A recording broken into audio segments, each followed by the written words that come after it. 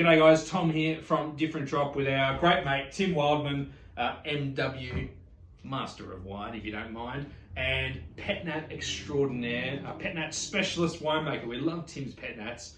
Tim, it's been a long journey from where you started in wine to get to this point of being a Pet Nat pro. Take us through what brought you to this place. Thanks, Tom. Well, first of all, I like to call myself a Pet Nat tragic, actually. So thanks for all those other comments. But yeah, started making Pet Nats in South Australia in 2014. Been making it in England for the last 2 years. Initially, it was actually just a big roll of the dice. You know, I've been employed all my life. You know, working in the wine industry, and my last job had been the Australian buyer for a big natural wine importer in the UK.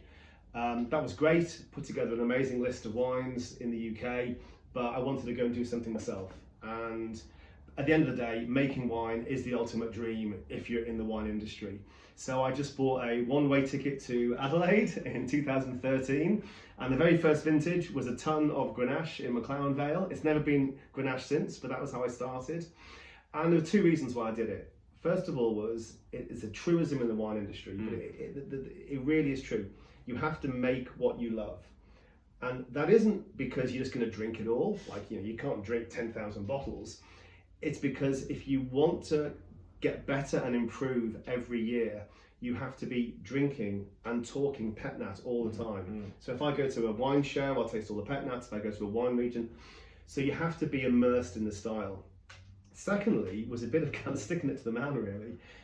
Back in 2013, there were literally people in the Australian wine industry saying it's impossible to make wine without sulphur. And I knew from my background in Europe that there was some amazing zero sulphur wine. So I had a point to prove.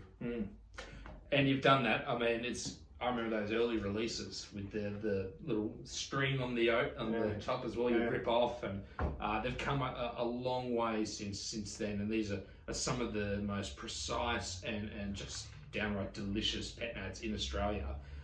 What's evolved over those years? Tell us a little bit about the wines. And I might just crack yeah, absolutely. Well, I mean, to that point, I think there are three main features of Pet Nat you should always be thinking about. The first one is sediment. So my Pet Nats are underscored. They've got a little bit of sediment at the bottom, like a fine line of sand, and you should be able to shake them and mix it up, and that makes them more textural to taste, but also they look nicer with colour. You can open that, it won't explode. It is just that, you know, it's that old saying, you know, do, learn, do. You know, this is basically best practice in business. I made a few mistakes in the early years, but, you know, I sold a few hundred bottles in Adelaide and a few hundred bottles interstate. But after about 4 or 5 years, you have to learn from those mistakes, and you refine what you're doing. You refine the winemaking. You also try and work with better and better growers all the time. So, you know, you just, you know, open that then. It was nice and fizzy. Now, one of the biggest compliments people can give me is when they smell my Pet Nat and they go, oh, it's really clean and fruity. It's fault-free. And it's like, you know, in the early... Such a surprise. Well, in the early days, I was an English guy, yeah? And even Master of Wine puts people off, you know. It's like, oh, Master of Wine, what's that? Somebody just drinks, you know, Bordeaux. And I was, you know, slinging the bottles around Sydney and Melbourne, cold calling bottle shops. And they're like, here's an English guy trying to sell his Pet Nat. It's bound to be shit, you know. So it's like, you know, I had a real point to prove, you know. So the calling card of these wines, first and foremost, has always been clean, fruity, fault-free. And then you move on from there. And you can do that with a zero sulphur wine. You just got to work really hard. So this is Astro Bunny. So there's two wines in the Wildman. It's a very complicated portfolio. No, it's two wines. It's been that way for probably 7 or 8 years. Since the very beginning. And they're contrasting styles. We love Astro Bunny. For me, this is the best Astro Bunny yet. I said Tim, when he first tried it, loved this wine. Mate, talk us a little bit about Astro Bunny and the difference between these two. Very easy. So the two wines are basically the yin and yang of each other. Astro Bunny, 70% white grapes, 30% red grapes. And the main character in this is the 25% old vine Zabibo. It's a muscat variety. I get it from the Riverland, and it gives those amazing lifted apricot aromas. Yeah. Then you've got a bit of Nero d'Avola for colour, and then early picked Italian whites just for acid.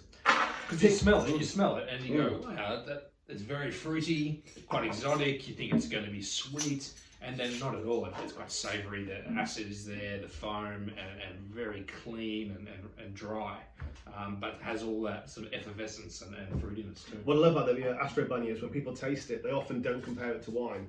They say it's like a Bellini or something like that. Yeah. So if this is the Bellini, this is the Negroni. It's the brother. So this is the opposite. This is 70% red grapes, 30% white. And the idea is that this just talks about those red varieties, mainly Nero d'Avola. So it's all about the fruit. Used to be darker, richer, this style. Now it's still clearly darker than the Astro Bunny, but a lovely, I don't know what colour that is, a kind of cranberry juice, cranberry sort of copper sort of colour.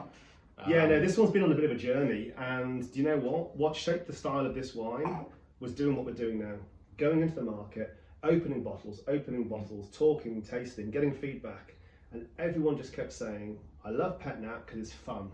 That was the word I kept hearing in Hong Kong and the US and wherever I sell the wines.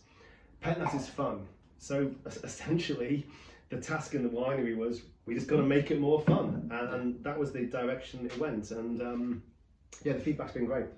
So Nero d'Avola, picked very early, so it's all that cranberry, cherry, crunchy red fruit sort of goodness, lovely acidity, very fresh, very moreish. Seriously delicious summer, springtime drinking. Absolutely, thanks Tom. And look, I think with Pet Nat, it's one of those wines that you don't have to overthink it. A lot of work goes into the grape growing and the harvesting and the winemaking. But if you go onto the website, Wildman Wine, there's very little information there. I don't put many tasting notes up. I think that's up to you. And basically, it just says 2 people, 10 minutes, park, bus or beach, end of. Happy days. Love it. Good on you, Tim. Congratulations.